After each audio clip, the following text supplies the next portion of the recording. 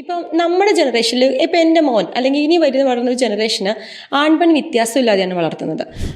ഒരു പരിധി വരെ നമ്മൾ ആ ലിമിറ്റേഷൻസ് ഒന്നും ഇല്ലാതെ ഇവരെ വളർത്തുന്നുണ്ട്. പക്ഷെ നമ്മുടെയൊക്കെ ജനറേഷനിൽ അല്ലെങ്കിൽ ഇതിന് മുന്നിലേക്ക് പോകുമ്പോൾ ഈ പുരുഷന്മാരോട് ഓൾറെഡി പറഞ്ഞു വെച്ചേക്കാണ് സ്ത്രീകൾ നിങ്ങൾക്ക് താഴെ നിൽക്കേണ്ടവരാണെന്ന് പറഞ്ഞ് ഇവരുടെ മൈൻഡ് സെറ്റാണ്. ഇപ്പം എൻ്റെ ചേട്ടനോട് എന്താ പറയുന്നത്, ചേട്ടൻ പോകുന്നിടത്തൊന്നും എന്നെ കൊണ്ടുപോകുന്നില്ല, ചേട്ടൻ കളിക്കാൻ പോയാൽ എന്നെ കൊണ്ടുപോകുന്നില്ല. അവിടെ പെൺകുട്ടി എന്ന് പറയുന്നത് നമുക്കൊരു പീരിയഡ്സ് ഒക്കെ ആകുന്നോടം വരെ അല്ലെങ്കിൽ നമ്മൾ ടീനേജിലേക്ക് കടക്കുന്നോടം വരെ നമുക്ക് ആ ഫ്രീഡം ഒക്കെ ഉണ്ട്, നമ്മൾ കൊച്ചാണ്. പക്ഷേ ഈ കൊച്ചെന്നുള്ള പ്രായം അങ്ങ് കഴിഞ്ഞു കഴിയുമ്പോൾ ഇതുപോലെ ഒരുപാട് ലിമിറ്റേഷൻസ് നമുക്ക് വരികയാണ്.